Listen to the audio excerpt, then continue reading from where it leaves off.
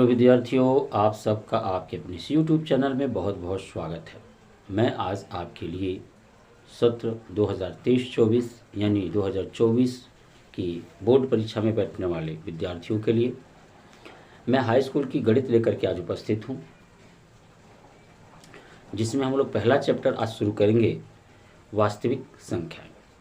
तो आइए बिना विलंब किए हम लोग अपने चैप्टर की ओर चलते हैं। मेरे उत्साहवर्धन के लिए मेरे चैनल को सब्सक्राइब करना न भूलें, ताकि मेरे द्वारा बनाए गए दिए गए वीडियो का सबसे पहले नोटिफिकेशन आपको मिले।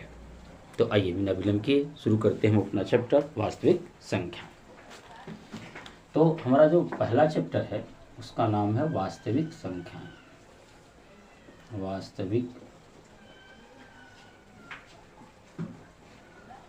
संख्याएं, इसे इंग्लिश में बोलते हैं रियल नंबर्स। वास्तविक संख्याएं अंग्रेजी में से बोलते हैं रियल नंबर्स। तो हम आइए देखते हैं कि वास्तविक संख्याएं किन्हें कहेंगे। तो हम लोग कुछ कक्षा 9 के पूर्व ज्ञान की बात करेंगे, जिसमें हम लोग सबसे पहली चर्चा करेंगे अपनी प्राकृत संख्या की। प्राकृत संख्याएं, इसके अंतर्गत जो है गणना करने वाली संख्याओं को हम लोग प्राकृत संख्या 1 2 3 4 5 6 7 8 8 9 10 अनंत तक की संख्या, यानी 1 से लेकर के आपकी जो अनंत तक की संख्याएं होती हैं उन्हें हम लोग प्राकृत संख्या कहते हैं। इसे जो है हम लोग n से डिनोट करते हैं, n से, नेचुरल नंबर। दूसरी चीज की बात करेंगे हम पूर्ण संख्या। पूर्ण संख्याएं, तो इसको हम लोग W से डिनोट करेंगे। और इसके अंतर्गत यदि प्राकृतिक संख्या परिवार में शून्य को और शामिल कर लें हम लोग, तो हमारी ये जो भी संख्याएं प्राप्त होंगी इन सभी संख्याओं को हम लोग बोलते हैं पूर्ण संख्या। ये अनंत तक जाएंगे। तीसरी बात करने वाले हम लोग पूर्णांक की। पूर्णांक की पूर्ण संख्याओं को अंग्रेजी में होल नंबर के नाम से जाना जाता है। पूर्णांक संख्याएं यानी वे सभी संख्याएं जो 0 के साथ 0 से बड़ी हैं, ये अनंत तक, 0 से छोटी हैं, ये भी अनंत तक। इन सभी संख्याओं के सम्मिलित रूप को हम लोग पूर्णांक संख्या कहते हैं। इसे हम लोग I या Z से प्रदर्शित करते हैं, इंटीजर नंबर। चौथी बात करने वाले हम लोग परिमेय संख्याएं। परिमेय संख्याएं वे सभी संख्याएं जिसे रेशनल नंबर बोलते हैं। परिमेय संख्या वे सभी संख्याएं जिन्हें हम P/Q के रूप में लिख सकें, लेकिन जहां Q नॉट इक्वल हो 0 के, हम उसे परिमेय संख्या कहते हैं। पांचवी जो बात करने वाले हम लोग अपरिमेय संख्याओं की। अपरिमेय संख्या जिन्हें हम P/Q के रूप में नहीं लिख सकते हैं, यानी अंश बटे हर के रूप में नहीं लिख सकते हैं, उन्हें हम लोग अपरिमेय संख्याएं कहते हैं। तो यहाँ पर आप देखिए, ये आपकी प्राकृतिक संख्या, आपकी पूर्ण संख्या और पूर्णांक, ये सब होती है परिमेय। ये सब संख्याएं क्या होती हैं? परिमेय। और बाकी शेष को हम लोग अपरिमेय संख्या कहते हैं। तो परिमेय और अपरिमेय संख्याओं का जो सम्मिलित रूप होता है, नहीं, जितनी भी परिमेय और जितनी भी अपरिमेय संख्याएं, उनको एक साथ मिला देने से हमें वास्तविक संख्या की प्राप्ति होती है, या उन्हें हम लोग वास्तविक संख्या कहते हैं। तो ये तो रहा कुछ पूर्व ज्ञान की। आइए जो पहला चैप्टर है अपना, उसमें दो चीजों की चर्चा करेंगे हम लोग पहली शुरुआत में। पहला तो यूक्लिड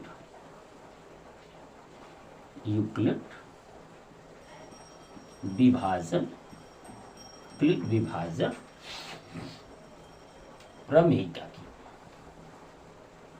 यूक्लिड विभाजन प्रमेयिका की बात करेंगे।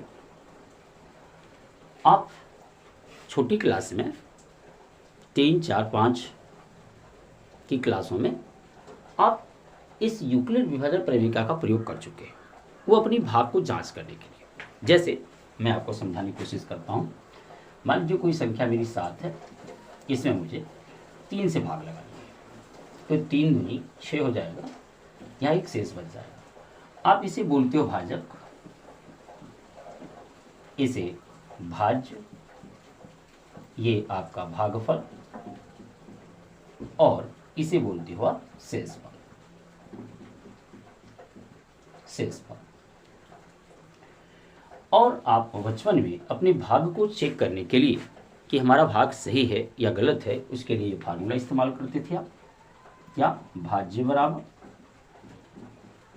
भाजक गुणे भागफल और धन शेषफल। शेषफल। तो यदि हम इस भाज्य को a मान लें, भाजक को b मान लें और भागफल को q मान लें और शेषफल को हम r से डिनोट करें, तो यहाँ पर रखने पर ये फार्मूला आएगा, यानी a बराबर b इंटू q धन r।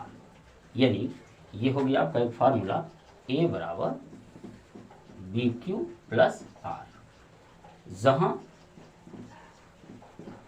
जो r होगा वो या तो 0 से बड़ा होगा या 0 के बराबर होगा, लेकिन हमेशा b से क्या होगा? छोटा होगा वो। तो इसी फार्मूले को हम लोग कहते हैं यूक्लिड विभाजन प्रमेयिका के नाम से हम लोग जानते हैं। अब हम जो है इस प्रमेयिका का उपयोग करके दूसरी चीज जानने वाले हैं, यूक्लिड विभाजन एलोगरिथम की बात करेंगे। अब हम एल्गोरिथम, या इसी को प्रमेय के नाम से जानते हैं, की बात करेंगे। जब हम किन्हीं संख्याओं का महत्तम समापवर्तक, इंग्लिश में इसे HCF बोलते हैं, HCF हाईएस्ट कॉमन फैक्टर, तो उस प्रक्रिया को जब इस फार्मूले के माध्यम से हम किसी का मौसो निकालेंगे, उस प्रक्रिया को हम लोग बोलते हैं यूक्लिड विभाजन एल्गोरिथम या प्रमेय बोलते हैं। आइए उदाहरण के साथ हम लोग इसे समझते हैं। हमने फार्मूला पा लिया प्रमेयिका के लिए, a बराबर बी क्यू प्लस आर। ए क्या है? भाज्य है, बी भाजक है, क्यू भागफल है और आर क्या है? शेषफल है। अब मैं आपसे कहूं कि आप 25 और 55 का 25 और 55 का HCF निकालो, तो आप HCF कुछ इस तरह से निकालना सीखे हो। कैसे? जो बड़ी संख्या है उसे आप अंदर लिखते थे और छोटी संख्या को बाहर। 25 दूनी 50, बच गया ये 5।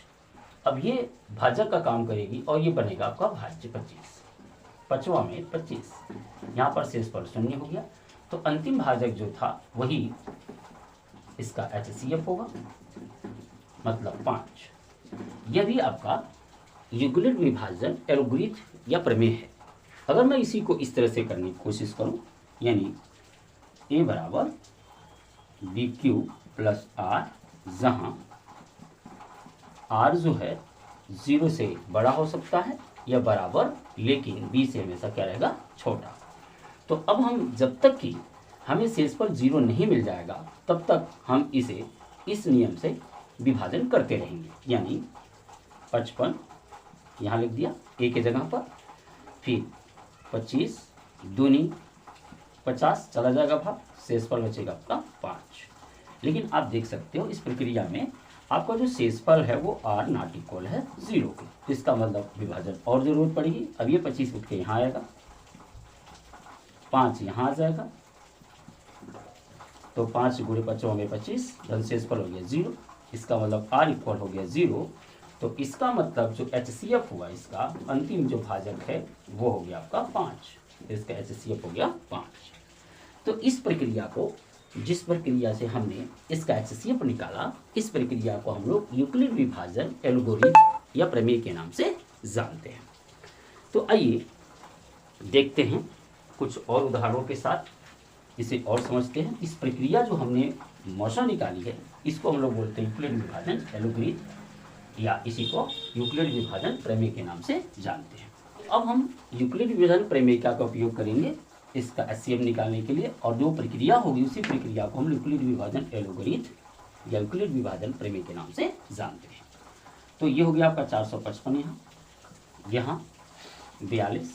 अब देखिए कि 42 का कितना बार पढ़ा पढ़ें कि यह लगभग आपका अगर 10 बार लेना तो 420 ही होगा, तो इसका मतलब 10 और 420 इसमें से घटा दें तो बचेगा अपना कितना 35। तो यहाँ पर आपका 35 बचेगा। तो आप देख सकते हो कि यहाँ पर r जो है शेष पर अपना 0 के नहीं है, तो आपका ये फार्मूला इस्तेमाल हो रहा है a बराबर bq प्लस r का, जहाँ जो r है वो 0 से बड़ा होगा या बराबर, लेकिन b से हमेशा छोटा होगा। अब क्या होगा, ये वाला उठ के यहाँ आ जाएगा, 35 यहाँ आ जाएगा, 35 से करना क्या होगा 35, तो 35 घटा दें 42 में से तो आपका बचेगा 7। अभी भी यहाँ देखिए r नॉट 0 के था इसलिए मैं आगे बढ़ गया, यहाँ पर भी r नॉट 0 के है, नॉट इक्वल 0 के, तो फिर ये 35 यहाँ आ गया, 7 यहाँ आ जाएगा, 7 5 35, शेष पर क्या हो जाएगा 0, यानी r इक्वल कितना हो गया 0। तो इसका मतलब इसका एचसीएफ हो गया आपका कितना, आपका अंतिम भाजक 7 है, इसका एचसीएफ क्या हो गया 7। इस प्रक्रिया को हम लोग यूक्लिड विभाजन एलोगरिथम या प्रमेय के नाम से जानते हैं। तो इन दो चीज़ों को ही पहले चैप्टर में हमें जानना था, तो इसकी बेसिक चीज़ हमने जान ली। अब